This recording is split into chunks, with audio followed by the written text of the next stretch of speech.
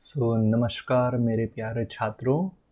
अब हम शुरुआत करने जा रहे हैं हमारे बेसिक वेब डेवलपमेंट कोर्स की, जिसका पहला सेशन आज हम डिस्कस करेंगे। ओके।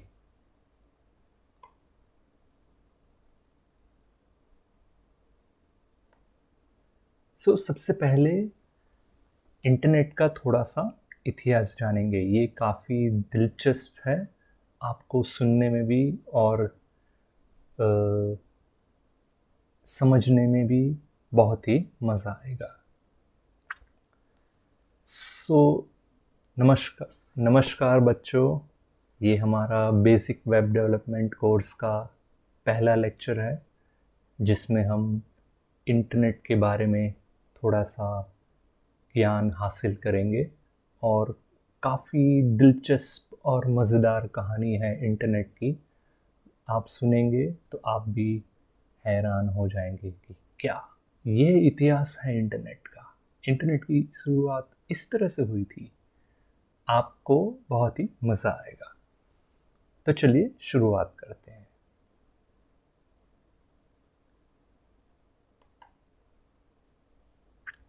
ओके, जैसे ही ये शब्द हमारे सामने आता है या हमारे कान पे पड़ता है इंटरनेट, मतलब हमें सारी चीज़ें जो जहन में आती है, Google, Facebook, WhatsApp, video calling, YouTube, web series, online shopping, online payment, online education, ये सारी चीज़ें हमें ध्यान में आती है। Google maps, games, etcetera etcetera. Okay, जैसे ही हम इंटरनेट शब्द सुनते हैं, हमको ये सब चीज़ें याद आती है। अब देखेंगे कि ये इंटरनेट है क्या चीज़।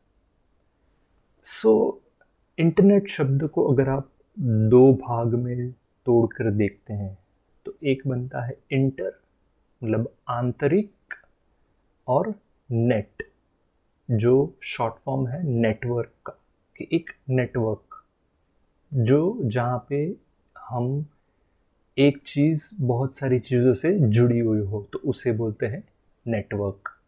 तो ये इंटरनेट है, ये एक बहुत ही विशाल नेटवर्क है कंप्यूटरों का। सारे विश्व के कंप्यूटर नेटवर्क एक दूसरे के साथ जुड़े हुए हैं।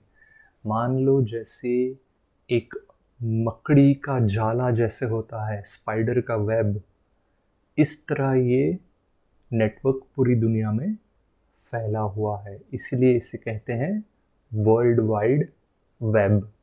और आपने देखा होगा कि कोई भी वेबसाइट हो तो उसका नाम इसी तीन अक्षरों से शुरू होता है, www, जिसका फुल फॉर्म है वर्ल्ड वाइड वेब। मैंने कहा था ना कि दिलचस्प है ये।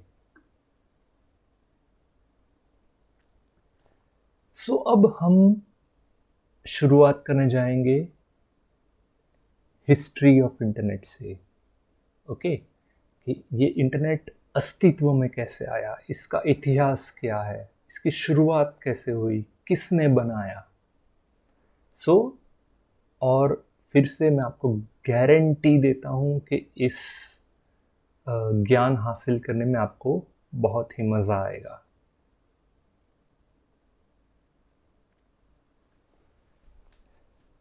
तो चलो शुरू करते हैं इंटरनेट का दिलचस्प इतिहास।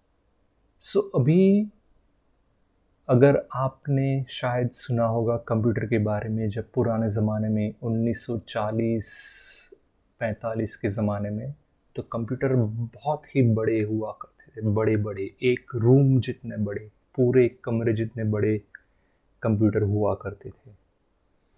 और एक कंप्यूटर से डेटा दूसरे कंप्यूटर में अगर आपको डालना है, ट्रांसफ़र करना है, तो बहुत ही मुश्किल होती थी, बहुत ही दिक्कत होती थी।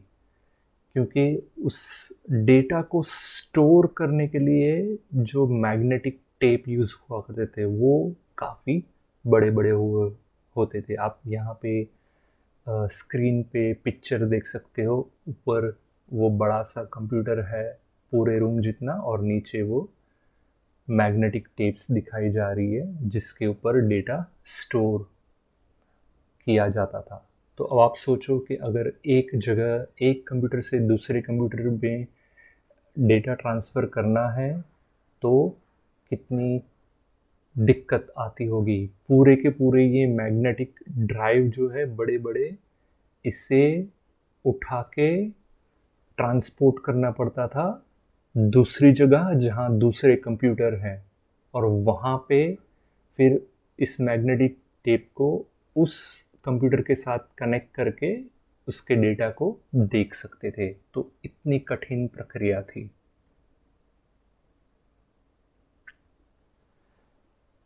अब जैसे आपको मैंने बताया कि ये डेटा को ट्रांसफ़र करने की जो तकनीक थी वो बहुत ही कठिन थी, बहुत ही जटिल थी और काफ़ी महंगी भी थी।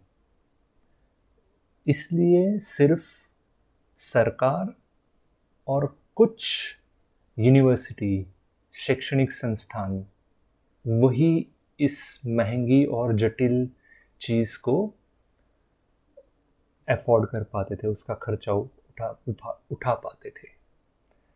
अब मैं आपको बताऊं, जो पहला कंप्यूटर था ENIAC, ENIAC, जो 1946 में बना था।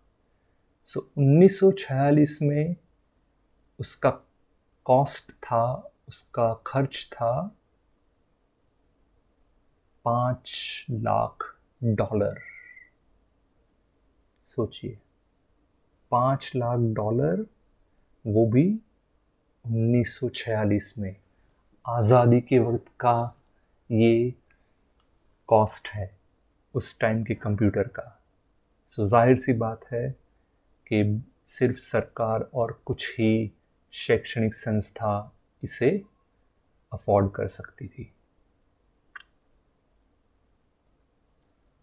अब आगे बढ़ते हैं इस इंटरनेट के दिलचस्प इतिहास में। यूएस गवर्नमेंट का जो डिफेंस डिपार्टमेंट है, उन्होंने एक प्रोजेक्ट शुरू किया था जिसका नाम है ARPANET। लगभग 1950 के दशक के अंतिम में और 1960 के दायके के शुरू में ये एक प्रोजेक्ट शुरू हुआ था रक्षा मंत्रालय में, यूएस की। अब इसका मिशन क्या था, इसकी ज़रूरत क्या थी? तो इसकी ज़रूरत थी कि परमाणु हमलों से उनके खुद के इलेक्ट्रॉनिक डेटा को सुरक्षित रखना, उनका डेटा लॉस ना हो जाए, ख़त्म ना हो जाए, इसलिए ये प्रोजेक्ट शुरू किया था। और उस ज़माने में ऐसा हाल थे कि अमेरिका और रशिया, रूस, उस वक्त उसे कहने में आता था USSR, उनके बीच में एक शीत युद्ध की स्थिति थी, कोल्ड वॉर जिसे कहते हैं।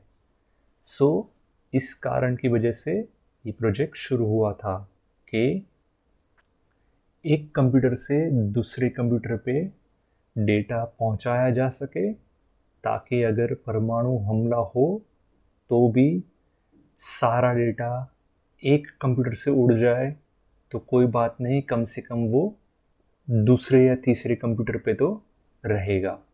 इस सोच के साथ ये प्रोजेक्ट शुरू करने में आया था।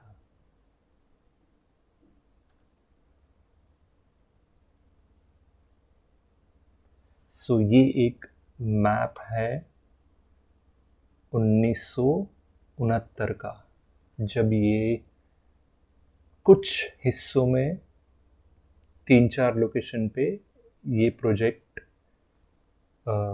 बनाया गया था।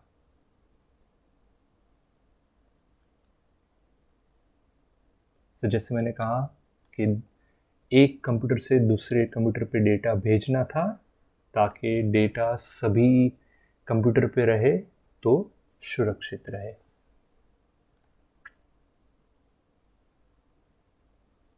और फिर आगे बढ़ते हुए यही प्रोजेक्ट ARPANET, जो एक डिफेंस प्रोजेक्ट था, वो एक दिन इंटरनेट जैसे अद्भुत चीज़ में बदल गया। है ना दिलचस्प कहानी इंटरनेट की। उम्मीद रखता हूँ कि आपको ये पहला लेक्चर अच्छा लगा होगा और इसे देखकर आपका ज्ञान बढ़ा होगा और आपकी जो उत्सुकता है वेबसाइट डेवलपमेंट सीखने की, इसमें और बढ़ोतरी हुई होगी और आप अगले लेक्चर को और भी ज़्यादा अच्छे से देखोगे। नमस्कार।